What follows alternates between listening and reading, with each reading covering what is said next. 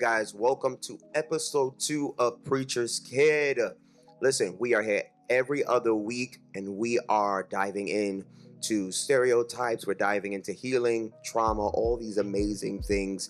And today I have a special guest with me. She's my friend, none other than Shianne Wisdom. Help me welcome her as she comes. Hi. It's nice to have you. It's nice to be here. You know, I'm behind the computer for this. Yes. I did not tell them that Shianne is also my editor. So give her another round of applause wherever you are right now, because she's doing an amazing job and she is just helping me in so many ways because I don't know what I'm doing. It's all her. She's the brains behind all of this. So listen, I want us to dive right in. This week's episode is called Becoming Me in Their Shadow, right? So Shianne, I want you to tell us a little bit about you growing up. Okay. Shianne growing up, church kid, born in church, for lack of a better, well, I guess that is the term. Yeah. Born in church. I loved church, so I wasn't one of those kids that I was listening to your first episode because I was here, duh.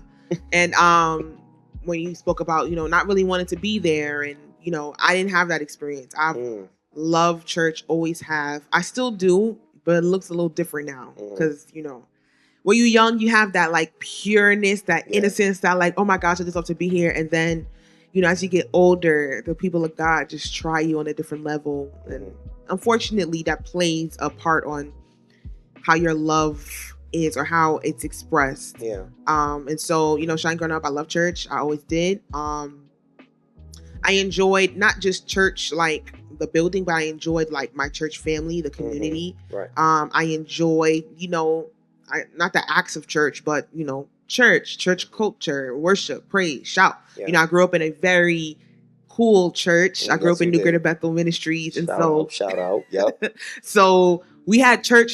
So I loved church.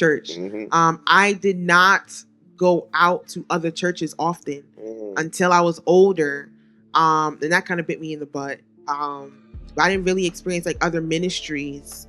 So because I felt like at the time, everything that I needed or that I thought that I needed was in the house. I mean, we had prophets, we had the preaching, we had the teaching, we had all of that. So I didn't really have to go anywhere else. And so I was in my church years. I really didn't go anywhere. And, I'm grateful for that because, church is a little weird. Yeah. So I'm grateful for that. And I was just a church kid, legit. Yeah.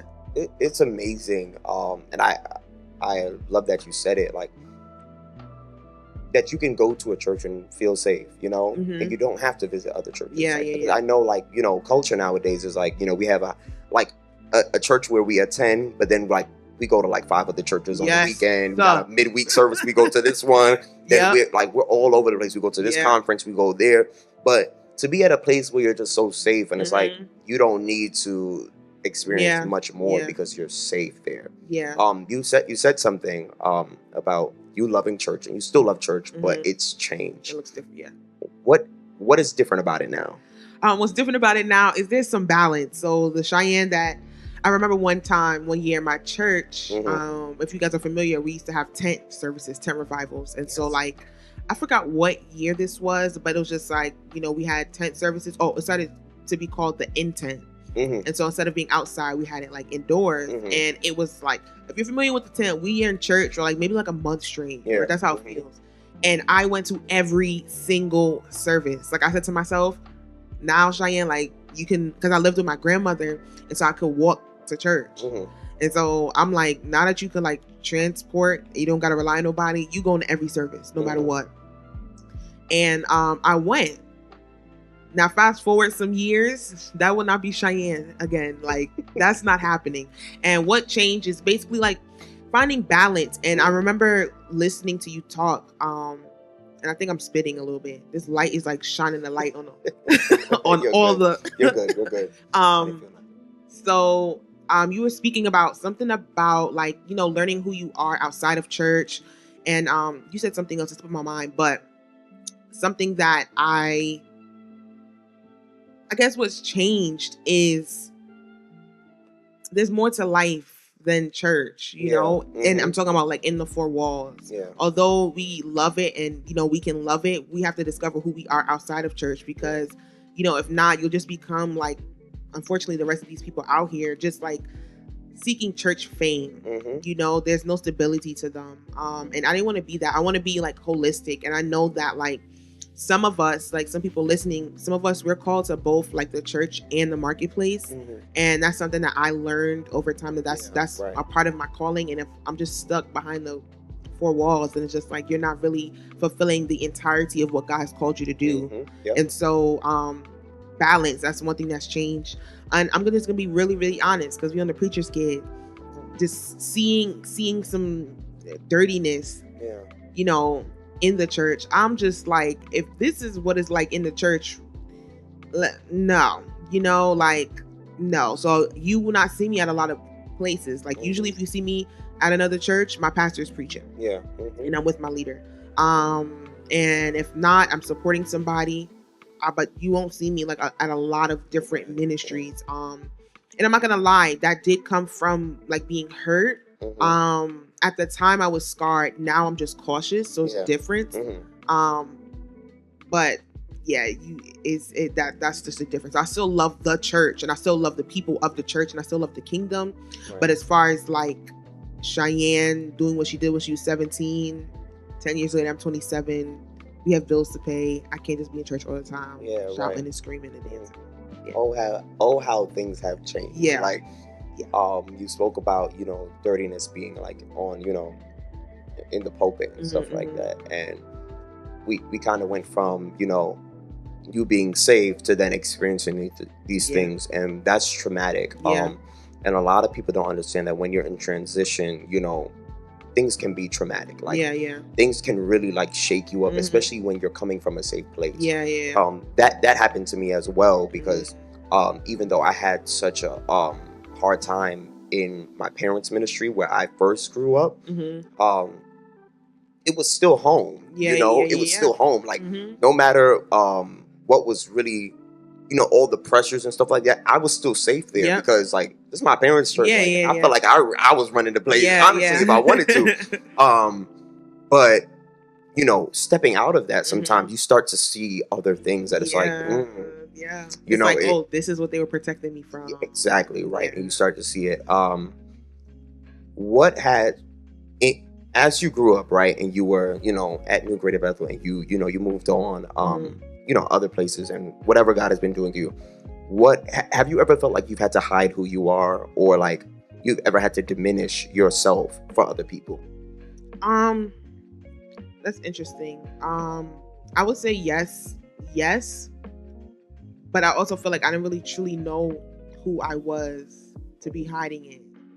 You know, like, obviously as we get older and as we grow in God, he starts to reveal to us who we are. Now, granted, growing up in the church that I did, because it hosted so many powerful people, I found myself almost comparing myself to them. I remember one time, my youth leader, my youth pastor, I believe at the time, we did like a small youth service, and she was like, Shianne, I want you to pray. I always had a thing about praying in public. I always said no. My pastor would ask me to pray during the shut-ins, and I would like not show up. I would hide somewhere, like, no. That used to be me. So she asked me, she was like, you gonna pray? So I'm like, okay, fine. I get up to go pray. First of all, I laughed. I made a fool of myself. I laughed.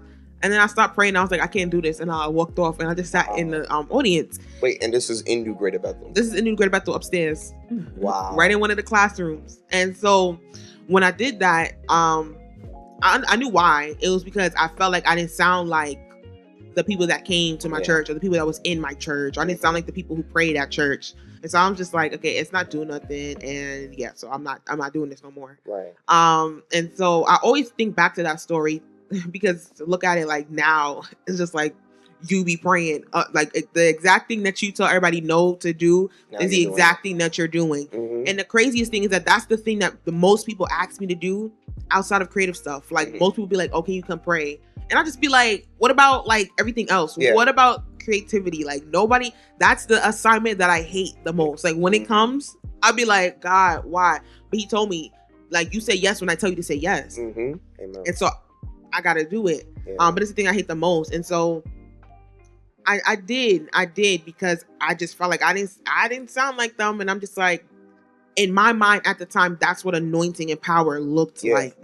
And so if you didn't have that, then it's just like, girl, you better go sit down. And the thing is, Bethel was not an easy, impressionable church. Like, that is not that. So you better not get up there saying blabber, don't know your words, speaking in tongues for 10 minutes straight. No, like we did not do that. And so it was more like a fear thing. So I hid certain parts of me out of fear because I just didn't really understand. And then, growing up and, being a little weird and, especially when you're like called to the prophetic, you start having like weird like encounters and you don't know like what to say, who to tell. So all those things played a part in me just being like, okay, I'll just be Shianne the servant. So that's what I was. I was just Shianne the servant. And I loved it. I loved it. And that's good. So like when did on that journey, right? Because you said that you didn't at the time you didn't feel like you had the same sound as them, I went through that same thing kind of growing up where it's like, because I guess before I encountered God for myself, I was seeing everybody else, so I didn't know how to pray, but I was seeing people pray, right? So seeing it and then being asked to do it, I'm thinking I gotta go up there and do the same thing. And I'm up there and I'm like, wait, I can't get my mind together. I don't know what to say. Like, how do y'all say so much stuff? And then I had to when I did finally encounter God for myself, prayer looked different for me. Absolutely. It did. Absolutely. And then it changed. Like now I kind of have the same sound as some of these other people. But it's still me, it's still unique. It's gonna be me.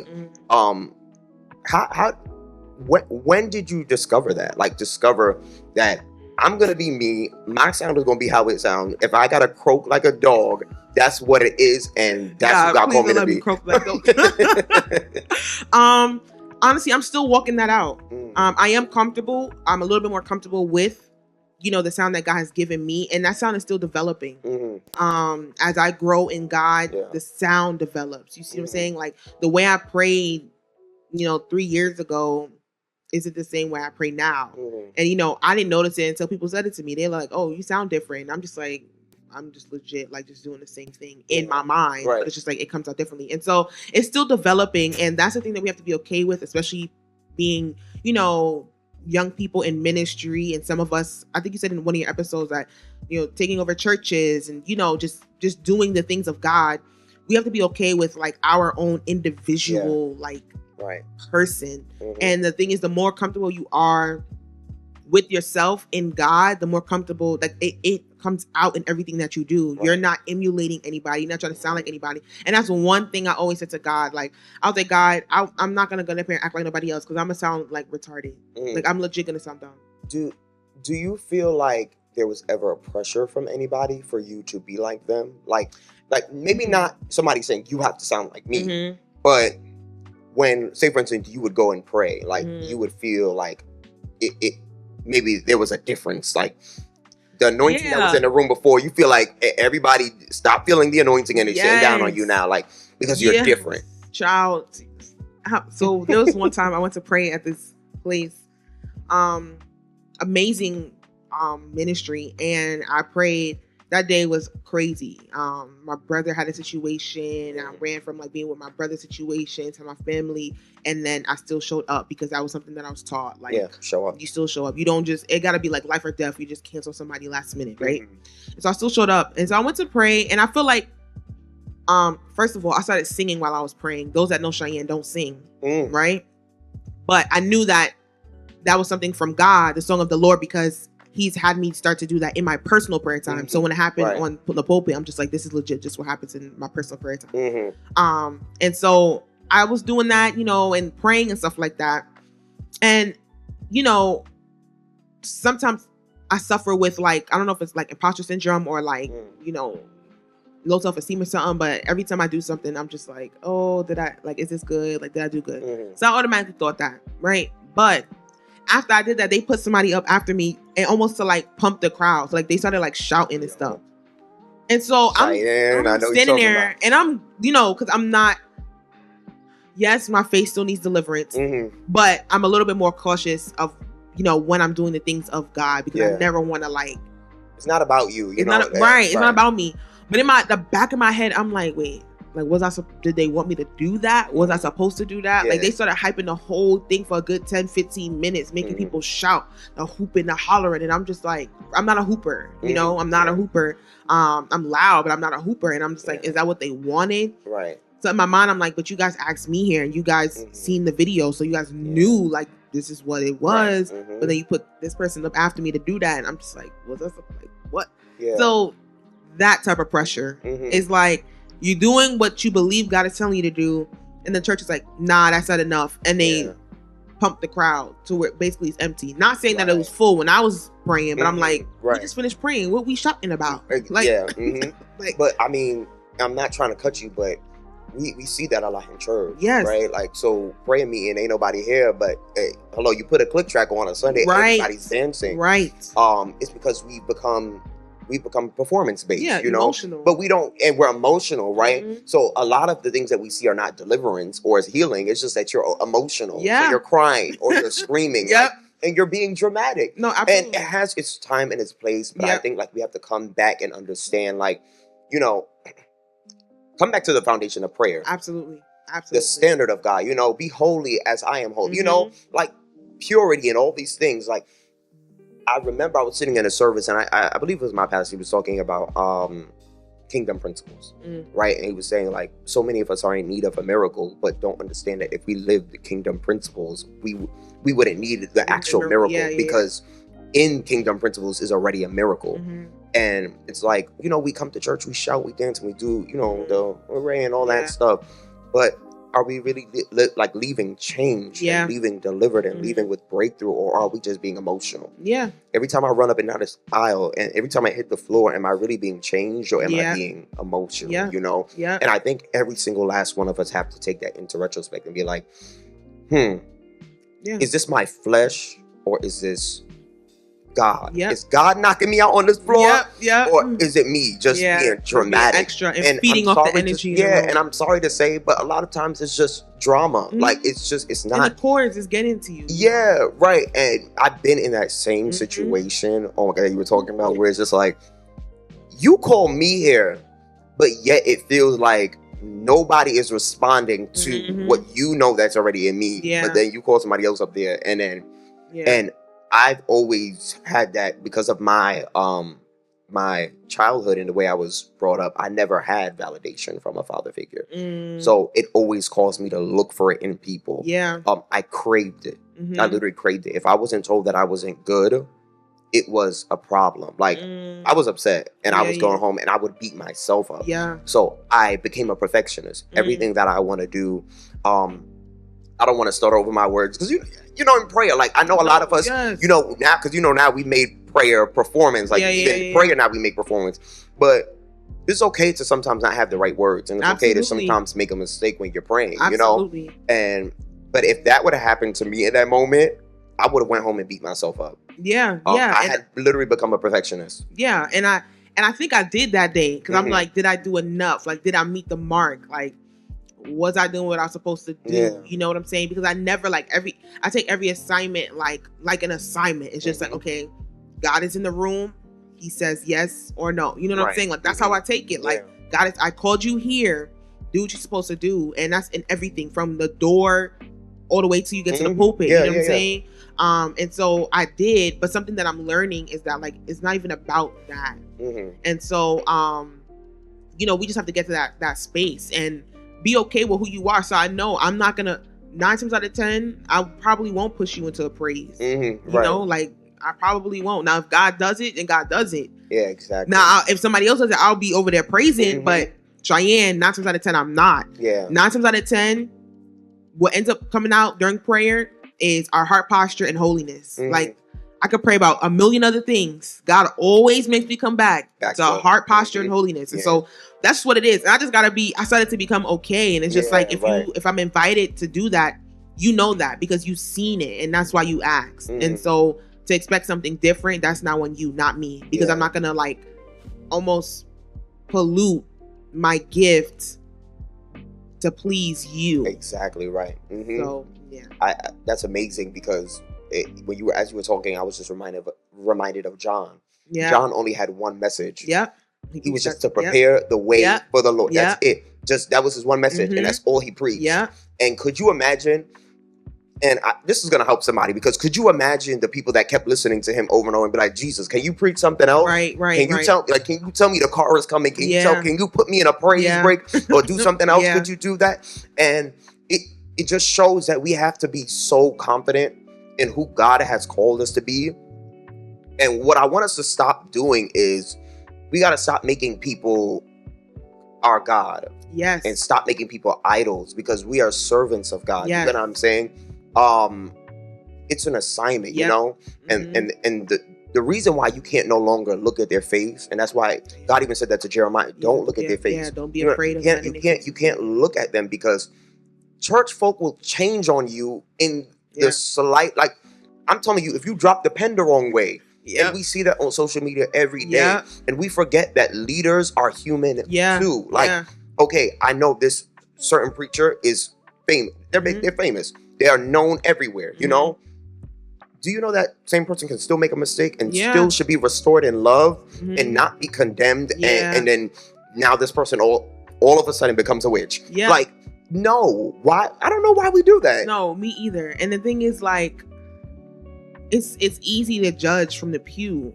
Right. Like, just wait till the pen is in your hand, the mic is in your hand. Right. Then it's just like, oh wait, like, you know. So it's a terrible thing that our generation has, judging this person. This is how, and this is why I don't really mess with it. You know, I just know, like, you're gonna find me about my father's business, legit. Exactly. And that's really it. And that's where the peace is. Like, instead of trying to chase this, chase that, trying to be this, trying to be that, that's where the peace is. And so if your booking email is not filled up with 20, 30 different bookings, it's okay. But as long as you know that I'm pleasing God in what I'm doing. But then I didn't want to cut you off. But no, it's cool. I was literally going to say that, like, as long as I'm pleasing God. Yeah.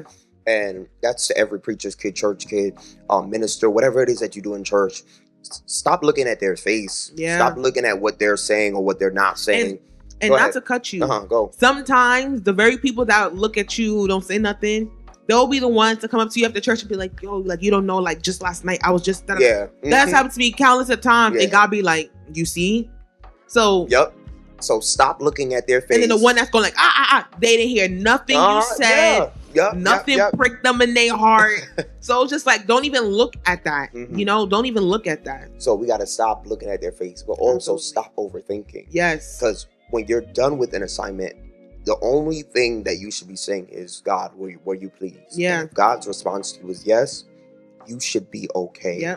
You know, and if anything else is happening, then there is definitely healing that needs to take place there, because you are looking for validation from man, affirmation from man. There's a reason why, you know, even if it's just the fact that you feel like you don't sound like anybody else, that's identity, you know. Yeah.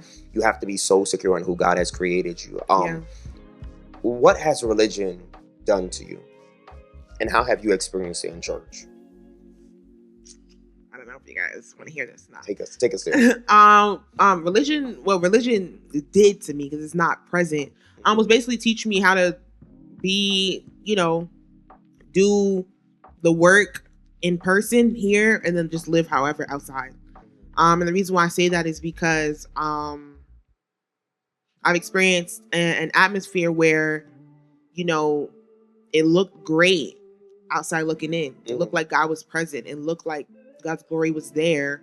And then when I was actually there, the lives outside did not match, not one lick. Wow. And it's not about sinning or proclivities. There's a difference between like a proclivity, something that you deal with, a thorn, than just like your lifestyle being what you choose it to be. And so religion legit taught me, like, wait, they can do this, God moves, quote unquote, and still go outside and do whatever. Yeah. What? So that religion just taught me how to, like, well, it showed me how to almost be like Two-Faced. Like, I'm this here, but then I'm this outside. Right. I had to learn how to, as I was going through my season of where I was leading worship, but I was heavily addicted to alcohol. That's when I realized that I was religious, in a to an extent in that area, because religion it can be in different areas. Religion is when, like, if your church has become stagnant or is not moving, you're religious. Like, if the worship team won't break out of what they're used to and do something different, then it's religious. Anything that is become a constant, and it can't be any other way. We have to understand that God is not a monument; He's a movement. Yes, and we have to be okay to move with Him, however that looks. Now, I know that we're in a generation, and I'm kind of going off topic. Well, it's on topic, but off topic. I know we're in a generation where, now we have people who are, you don't have to wear long skirts to church anymore. Yeah. You can kind of just come in your jeans. You can dye your hair, and I love your hair, by the way. Thank you. You can wear kind of like still modest, but a little bit more freedom. I remember there was a time where, like, women couldn't even wear like strapless things without like a jacket or something over. Where do we draw the line? Because not even there, like, now we've become even more free with the songs that we sing. Sometimes we mix worldly songs, bring them in the church. Sometimes we just do a lot, where do we draw the line? Because you spoke about holiness, you spoke about separation, and you not seeing that because people were showing you that, in church, you could be this amazing man of God and this amazing woman of God, but you could go out and do whatever you want, basically. And I see that all the time, and I think that's something hard for our generation. So in this moment, I want you to speak to our generation and let them know, like, it's okay to, I don't have no problem with jeans. I'm fine. If that's what you want to wear, you want to wear yourself a little hat. Where's my hat? I just remembered. If you want, do you. But where do we draw the line? Because now it's like, we're like, all right, well, I'm going to wear these, skinny jeans where it's like, it's showing every, like, where do we draw the line? So, when you were talking about religion and you were just naming like different ways of religion, something that came to me was like, religion is basically like disobeying God. Anything that you're holding on to that God is not saying, you're disobeying Him. So if God is telling your house, hey, switch and you guys can start wearing casual clothes, but you're tied to wearing skirts every week, that's religion. That's a religion spirit. And so I just believe that religion is just not listening to God. It's not even about keeping up with the times or being modern. It's not even that. It's just, what is God saying for your house? Because what God can tell me to do is something He probably's like, no, Tyla, don't do it. And so drawing the line, that is such a, like, I don't even know where to start. But that's one thing that I do say is always respect the house, right? Right. I remember when I joined my church, not Bethel, obviously I was a baby, but my current church.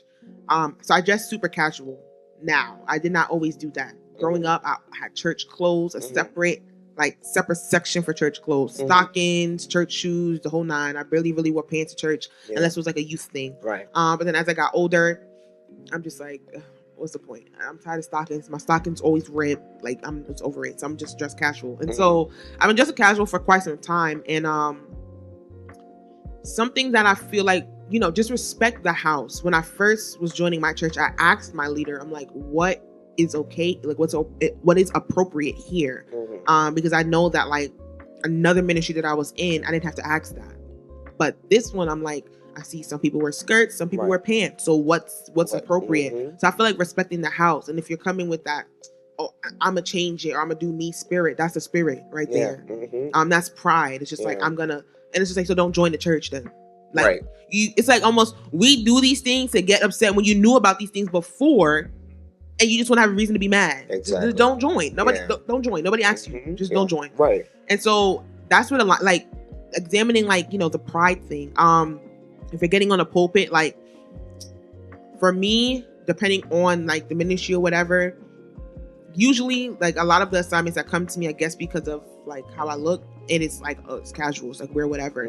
But the tightness of it, don't be going up there with tight pants and everybody can see, even down to your penny line, the men, the front, like, draw that line. You know what I'm saying? And I can't even say, I was gonna say like corporate, but no, some people in corporate be wearing tight clothes, so don't even say that. But like, just be respectful. You can still be modest and be casual. And I think that's where like we're losing it. Like, we feel like modesty or somebody telling us what to do is a problem, when it's just like, no, we're just trying to respect and honor God's house, right, or God's work. And so you can be casual, be modest, don't be too flashy. So like, I have like a few like ear piercings. Certain assignments, or most of them, I'm not gonna have my whole thing with them in, but that's a personal conviction. Right. I'm not saying for y'all to do it, but personally, it's just like God said to me, like, okay, why you gotta show that you have all these, for what? I love rings. I'm not gonna wear a whole bunch of rings when it's time to minister. It's just like certain things, like, and listen to God. So if God says, Shianne, go and dye your hair back black, I'm gonna be sad, but it's just like, I have to listen. Right. And so, just being like sensitive to what God is telling you to do in certain atmospheres, because certain environments, maybe casual clothes is allowed, but God says, no, I need you to wear this today. You just never know. So just being like sensitive to what God wants from you. Because again, God can tell me something and tell Tyla something different, or vice versa. And so personal conviction. Right. And me respecting whatever it is that God told you. And that being okay. Yeah. And that doesn't mean you're a witch, Yeah. Or it doesn't mean that you're trying to lead people astray. Yeah. You're just called to a certain people. You get what I'm saying? And I love what you spoke about with being sensitive to the Holy Spirit and whatever He tells you for that specific assignment. Because you can literally lose a crowd by just how you dress. Like, and that's why it's such a big thing, is because, people are looking at you. You get what I'm saying? And if what they're seeing is not pleasing unto the Lord, they're not going to, pleasing unto them, they're not going to listen. So you have to understand. I know a lot of people won't agree with that, but you have to understand, every time you mount a pulpit or do anything for God, it's not about you. It's not. That's why I like with the whole, I'm not even going to get into it, but I like, it's fine, but we have to remember that when when we're serving, from the time I've been serving all black, because it's not about me, like, it's not about any of us in that moment. And I think a lot of us need to remember that this is not your time to be flashy. We want to see God. We don't want to see you. I don't want to see you. Well, that's kind of mean, but you know what I mean? Like, true. When I'm here, like, when you're up there, I want to see God in you. I don't want to see the light, the bright neon colors. It's too much. It's distracting. Then next thing you know, I'm just thinking, my mind is wandering, thinking about colors and all this stuff. No, I don't want to think about that. But I want to talk to us about growing up, right, in a church that was that had religious ways where you had to serve, and where you were showing up for people who were basically not living the life that they said they were living. How did that look? How did that feel? You mean like after I left? Well, wherever you were. Oh. Wherever you were. Whatever church that was at. So I didn't really experience that much. I didn't experience that growing up per se. Until I got older.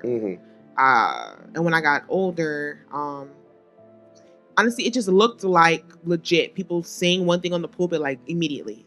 On the pulpit, one thing on the pulpit, and something different in the game. And disclaimer, I'm not talking about New Greater Bethel Ministries. We love New Greater Bethel over here. So not talking about that. But immediately green room conversations, crazy, cussing.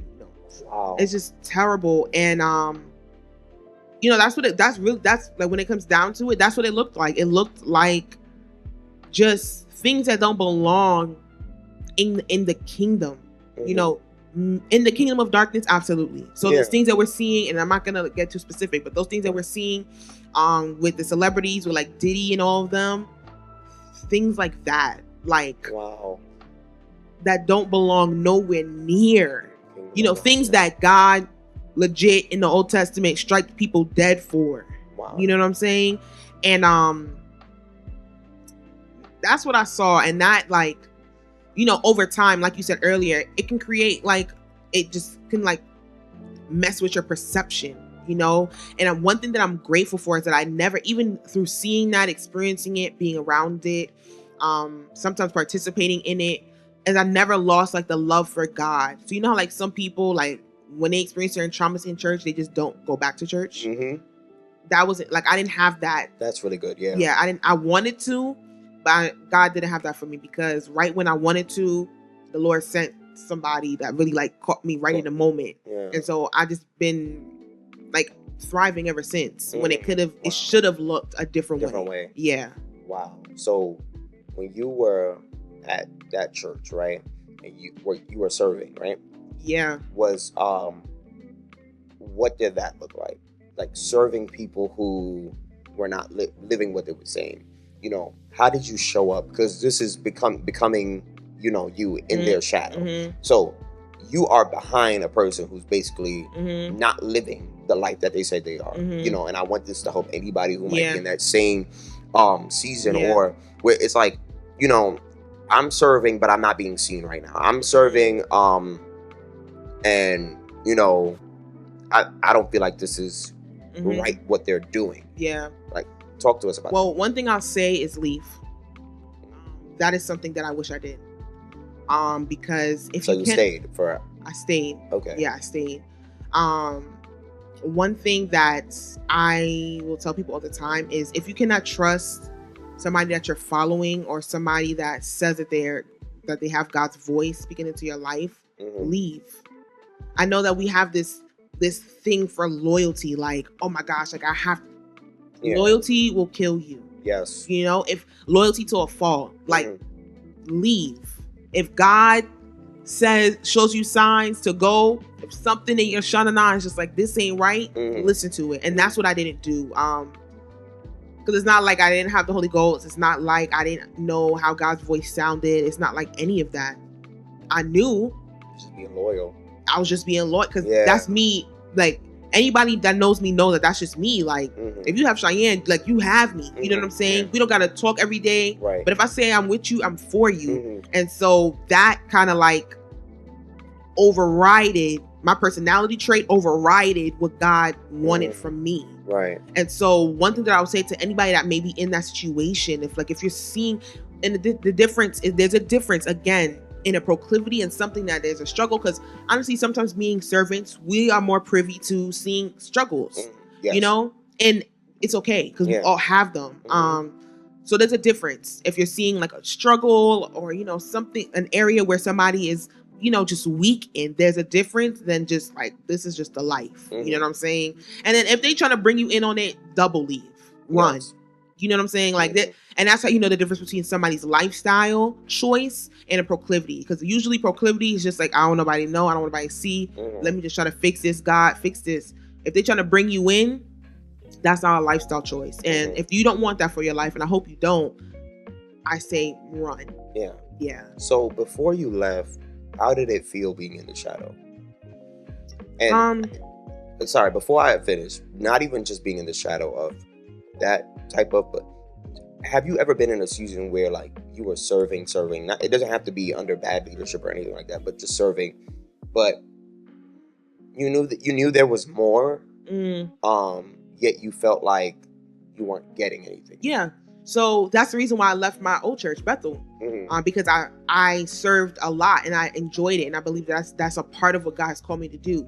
And that could be because, again, because you're familiar with this, you're able to see a weakness, and not just in leadership, but in people, and still cover, right. And because it has nothing to do, it's not that, and so I loved it, and I knew there was more, but I just didn't understand the language of it. I didn't know how to put words to it. And then like I thought I heard God tell me to leave and go somewhere else, where I believed that the language was being spoken for me, and that wasn't the case. And so yeah. Wow. Yeah. So if it wasn't God drawing you, what do you think it was? The devil. So, it was the devil. So how did the devil draw you? For anybody who is maybe thinking that, oh, maybe God told me to come here. Yeah. What are some of the things that they should aesthetics? Okay. Yeah. Aesthetics, it looks nice. It looks nice. Everything. And the thing is, being a creative, my eye. That's what you're kind of looking for. That's what I'm looking for. Yeah. And so I'm not saying Bethel wasn't aesthetic, but it was, it was Bethel. It was home. It was my home church. It's just like, okay, I want something more. And I felt like, and it was during the pandemic too, when you by yourself, you watching this different church. Because remember, I said growing up, I didn't go to other churches. And so, during the pandemic, I had the opportunity to watch other ministries and I was just like, okay, this looks cool. Like, let me do this. Let me, and it looked great. And again, this is not something where I'm knocking, because I know people know where I went, because when you was talking about serving, it looked great from the outside. People were congratulating me crazy. It seemed like I was like, God, I thought God was like elevating me, and it was happening quickly. And I thought it was God, right? I thought like, okay, I'm like, all right, I'm finally doing what God's called me to do. All of that was just a part of the whole plan. And so outside looking in, people like, oh, Shianne's doing her thing. Like, Shianne is this, Shianne is that. I was struggling. Like, inside, I was struggling. I'm like, yeah, I'm doing this because I believe God is telling me to. But on the other side, I don't think I should be here. And on the other side, I'm like, I know what I'm seeing is not right. So it was just like this inner battle all the time. Like, sometimes I would be outside of church. My mind will be going, it will be in a whole fog. I'm like, Shianne, you got to show up and do X, Y, Z. And I'll just like snap out of it and go in and do whatever. And nobody be able to tell anything. Because again, I just feel like it's kind of selfish for people to have to like do all that, especially if you're a leader. So outside look, and that's why like we have to be very mindful of like, social media and the hype of a thing. Yeah. Because the hype of a thing, sometimes God is not in that. And so people were at all. Does not mean you're holy at all. So people were clapping for me and congratulations and I can't wait to see what you do with this and da da da da and you doing your thing over. Child, no. Just no. Wow.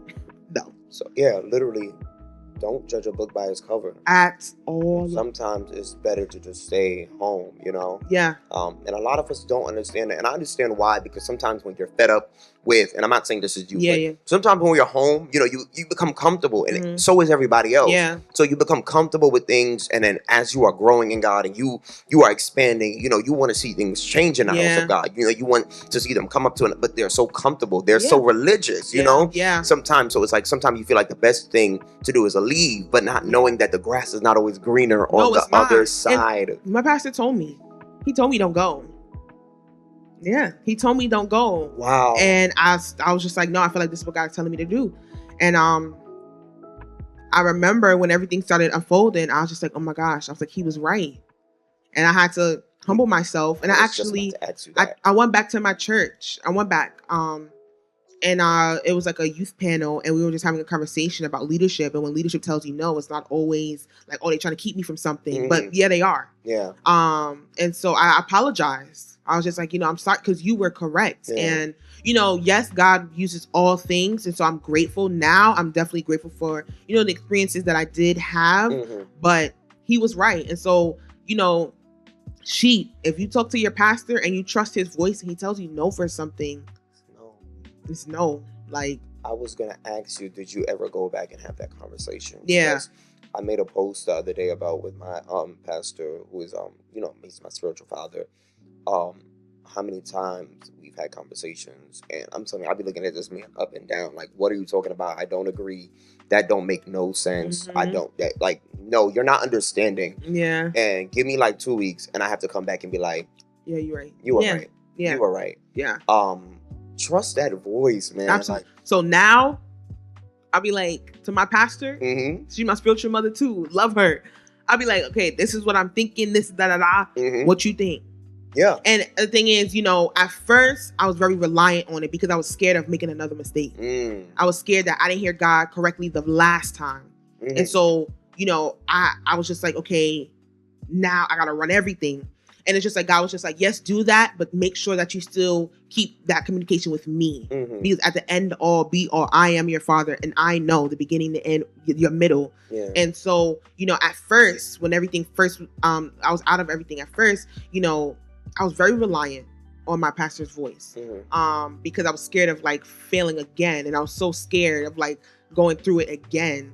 Now it looks different. Like now I seek wise counsel for a lot. Personal ministry, a lot.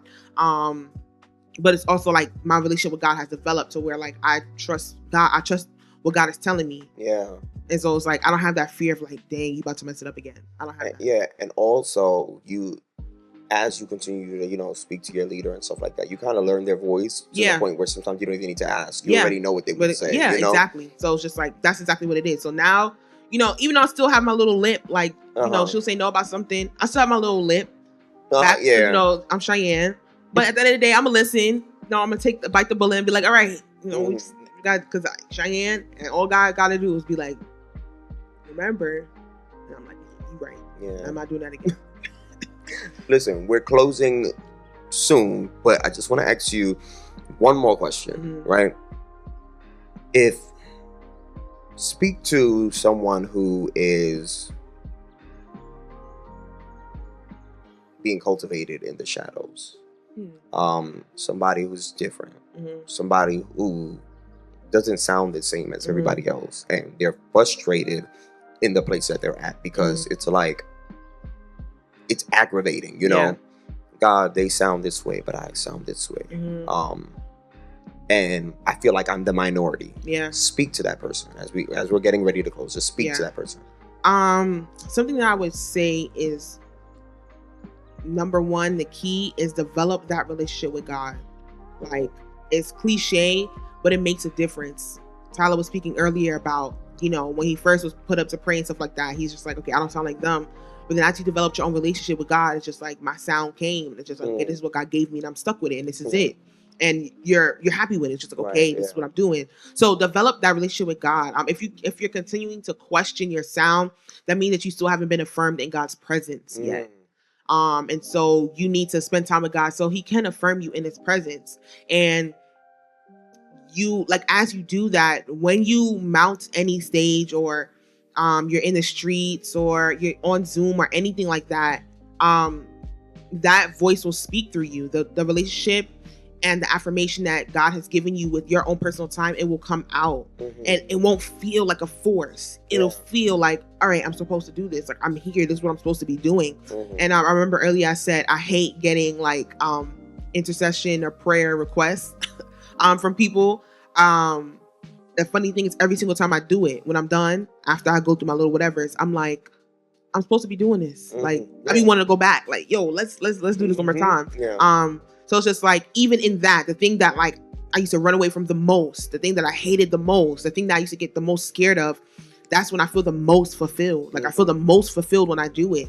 And so, and that came through developing a relationship. Like, nobody said anything, nobody really prophesied. It just came through developing a relationship. And that relationship looked like being on my face some days, but then some days sitting down and writing, you know, some days just worshiping because I didn't have the words. And sometimes I feel like we get so boxed into one specific way that our relationship with God is supposed to look, when it's just like everybody's relationship is different. Just like with a parent and a child and they have multiple children, their relationship with one may be different from the relationship with your sister or your brother. That's just how it is with God. Exactly. Like, he'll talk to me one way, may show me something through a picture or a movie, and somebody else is like, they hear him audibly. So it's just like being comfortable with the way God deals with you. And once you do that, over time, you'll find yourself like being okay with what comes out, and make sure that you're having that relationship with him in private so that you ain't shocked when you get up there. You know what I'm saying? It's just like, oh no, this happens all the time, you know? Yeah, we're gonna hear. I feel like we're gonna hear a lot about relationship throughout this whole entire season of Fruit Juice Kids. So I hope you guys are ready, because I think that's what God is ushering us into. You know, we do a lot of the theatrics, like we were saying, but a lot of us don't have a real relationship with God, which is why things don't respond to us. You get what I'm saying? Because that's where true power is, when you can be honest, when you can be vulnerable, and you can find yourself in Him. You gotta take your rest there. You know. Listen, Shianne, thank you so much for coming. This was amazing. Oh my God, I want to keep going. We got to go. Listen, let everybody know where they can find you. Let us know what you have going on. I know you got your space and everything. Let us know. So you can find me on Shianne Wisdom on Facebook and Instagram, and then also the creative space is at the creative with an 8 space. And if the spelling is confusing to you, just go to my bio, you can click it. And then we have, what do we have coming up? We have a fundraiser going on. We're selling Jamaican food. We have a community give back in Jersey at the end of August. And then in September, we're trying to plan like a worship encounter. And Tyla, I didn't ask him yet, but I wrote it down on my phone.